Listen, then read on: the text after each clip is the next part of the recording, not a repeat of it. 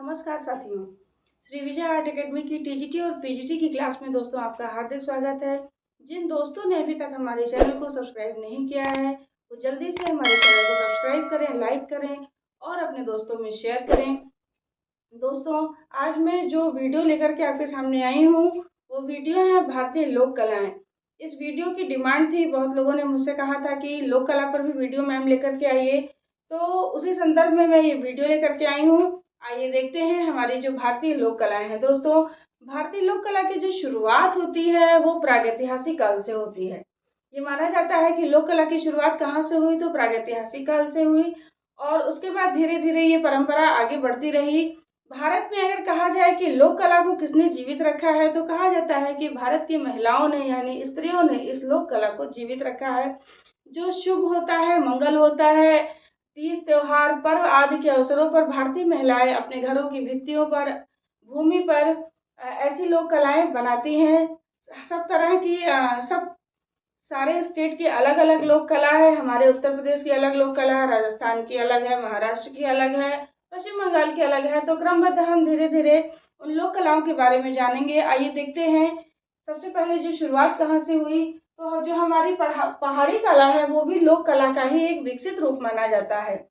आइए देखते हैं जो भारतीय लोक कलाएं हैं। काली घाट के पटचित्र, यहाँ से विधिवत रूप से लोक कला की शुरुआत होती है। यहाँ से देखिए, कलकत्ता के मशहूर काली मंदिर के पास कागज, टाट या कपड़े पर बने चित्र जो बाजार की मांग पर आधारित थे उन्हें काली घाट के पट चित्र कहा गया। तो ये चित्र टाट या कपड़े या कागज पर बनाए जाते थे और उस समय चूंकि अंग्रेजों का शासन था तो वहाँ पे ये जो खर्रा लिपटवा चित्र बनाए जाते थे जिसको फोल्ड करके, उसको स्क्रॉल पेंटिंग भी कहा जाता था, उसे फोल्ड करके वो विदेशों में ले जाते थे और वहाँ बेचते थे। काली घाट के पटचित्रों की खोज W.G. आर्चर ने की थी और काली घाट में जो प्रसिद्ध काली मंदिर है उस मंदिर का निर्माण करवाया था रासमोनी देवी ने।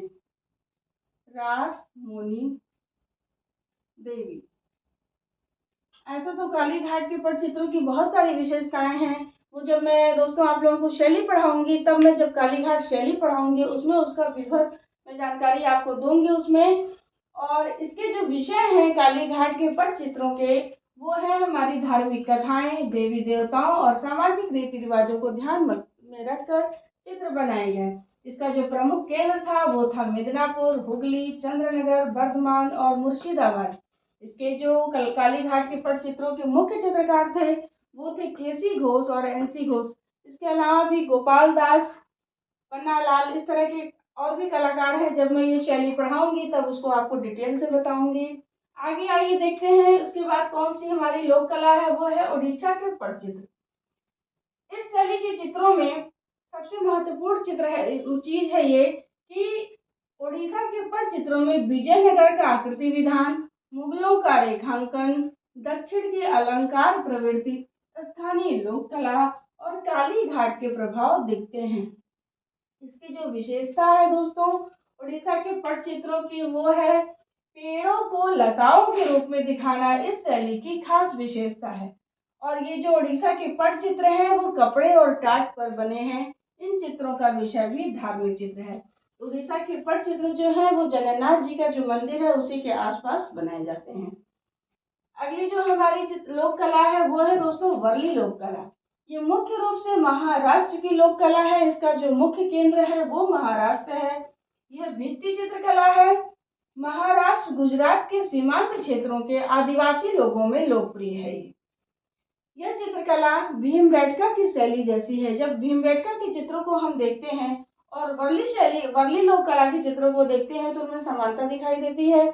और जो वर्ली लोक कला का समय है वो भी भीमबेटका की चित्र शैली से मिलता जुलता है, यानी 10,000 ईसा पूर्व से पहले की कला है वर्ली लोक कला। इस कला में सूर्य, चंद्रमा, पहाड़ों, नुकीले पेड़ों, वृत्त, त्रिकोण और सबसे महत्वपूर्ण प्राकृतिक दृश्यों का अंकन किया जाता है। चित्रों में आम जनजीवन की झांकी जैसे शिकार करना, मछली पकड़ना, खेती, त्योहार एवं नृत्य को भी दर्शाया जाता है। इसकी जो पृष्ठभूमि है वो गेरू रंग से बनाई जाती है और चावल के पृष्ठ से उसमें सब्जियों के जो स्थानीय सब्जियां मिलती हैं उनकी गोंद मिला करके उस पर चित्रकारी की जाती है। और इसमें जो आकृतियाँ होती हैं दोस्तों, वो रेखा गढ़ती आकृतियों का प्रयोग उसमें किया जाता है। इसके जो प्रसिद्ध चित्रकार हैं वह है जिव्या सोमा माशे और उनके पुत्र बालू माशो। ये वर्ली लोक कला के प्रसिद्ध चित्रकार हैं। और इसमें आगे देखिए, यशोधर डालमिया ने वर्ली पेंटिंग पर एक पुस्तक लिखी है जिसका नाम है the painted world of the Warlis. में इस पुस्तक में उन्होंने वर्ली पेंटिंग को 2500 या 3000 ईसा पूर्व का बताया है। और अगली जो हमारी लोक कला है दोस्तों, वो देखते हैं सांझी लोक कला। इसका जो मुख्य केंद्र है वो मथुरा है। ये ब्रज की लोक कला है। दोस्तों, सांझी का जो अर्थ होता है वो होता है सज्जा, श्रृंगार या सजावट। सांझी का एक दूसरा अर्थ भी होता है। हमारे गांवों में सांझ, जो शाम होती है, उसको सांझ बोला जाता है। तो चूंकि ये जो लोक कला है सांझी, ये शाम को ही बनाई जाती है बालिकाओं के द्वारा, विवाहित महिलाओं के द्वारा। ये लोक कला जो है वो गोबर से दीवार पे बनाई जाती है, तरह तरह के फूलों से उसको सजाया जाता है।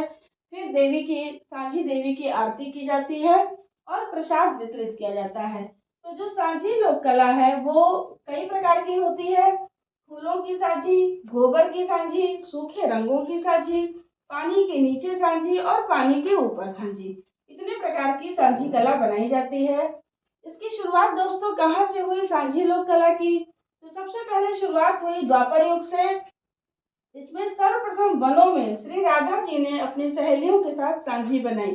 देखिए, राधा जी जो है कृष्ण जी से मिलने के लिए शाम को जाती थी। तो जब वो जाती थी तो श्री कृष्ण जी को आकर्षित करने के लिए वो तरह तरह की सांझी बनाया करती थी, जिससे कृष्ण जी बहुत प्रसन्न होते थे। तभी से ये जो परंपरा है वो ब्रजवासियों ने अपना ली और सांझी लोक कला ब्रज की मुख्य रूप की लोक कला है। सांझी हरियाणा, मध्य प्रदेश और राजस्थान में भी बनाई जाती है। सांझी जो लोक कला है वो राधा और कृष्ण के अटूट प्रेम की गाथा कहता है। वहां पर एक मंदिर है दोस्तों, राधा रमण मंदिर। अब धीरे धीरे जो सांझी लोक कला है वो विलुप्ति के कगार पर है। अब वहाँ की बालिकाएं या महिलाएं अब उतना नहीं बनाती हैं, तो ये जो कला है वो विलुप्ति के कगार पर है। राधा रमण मंदिर ही एक ऐसा स्थान है जहाँ पर सांझी बनाई जाती है।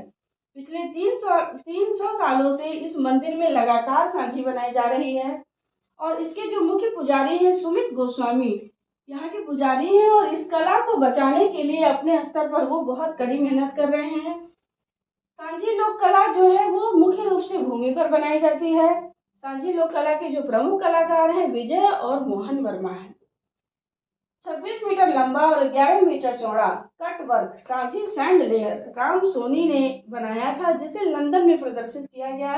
राम सोनी को इसी से अंतर्राष्ट्रीय ख्याति मिली थी, सांझी कला से। अगली हमारी जो कला है वो चौक पूर्णा और कोहबर। ये मुख्य रूप से दोस्तों उत्तर प्रदेश की कला है। कोहबर बिहार में भी बनाया जाता है। चौक पूर्णा जो कला है वो बिहार में भी बनाई जाती है। लेकिन मुख्य रूप से अगर आपसे पूछा जाए कि चौक पूर्णा और कोहबर कहाँ की कला है, तो उत्तर प्रदेश की कला है। ये चौक पूर्णा तीज त्योहार तथा मंगली के अवसर पर चौक बनाई जाती है भारतीय महिलाओं के द्वारा, ग्रामीण महिलाओं के द्वारा। जैसे भाई दूज की जब पूजा होती है तो जो बालिकाएं होती है अपने भाई की रक्षा के लिए भाई दूज का चौक बनाती हैं, उसकी पूजा करती हैं। एकादशी में भी चौक बनाई जाती है और कार्तिक पूर्णिमा में भी चौक बनाई जाती है। ये चौक भूमि पर बनाई जाती है और चावल को पीस कर उसमें हल्दी मिलाकर उससे बनाया जाता है। कोहबर जो होता है, जो कोहबर का प्रचलन है, ये उत्तरी मध्य भारत जैसे अवध, पूर्वांचल और मिथिला क्षेत्र, बिहार तथा नेपाल के तराई क्षेत्र, विशेषकर जनकपुर अंचल में ये कोहबर की कला प्रचलित है। कोहबर में भी ज्यादातर जो है पिसा हुआ चावल, गेरू, खड़िया और गोबर आदि का प्रयोग होता है। जब घर में शादी विवाह होता है तो उसमें कोहबर बनाई जाती है। कोहबर लोक कला के लिए जो उपयुक्त हमारा धरातल है वो भित्ति है, यानी दीवार पर बनाई जाती है। दोस्तों, जो वर्ली लोक कला है वो भी दीवार पे बनाई जाने वाली कला है, मुख्य रूप से दीवारों पर बनाई जाती है। तो ये रही हमारी आज की वीडियो भारतीय लोक कला पर। दोस्तों, भारतीय लोक कलाएं अभी बहुत सी हैं, इसके लिए मैं आप लोगों के लिए आगे भी वीडियो लेकर के आती रहूंगी और वीडियो को ध्यान से देखिए, समझिए और अपनी लगातार पढ़ाई दोस्तों जारी रखिए। नमस्कार।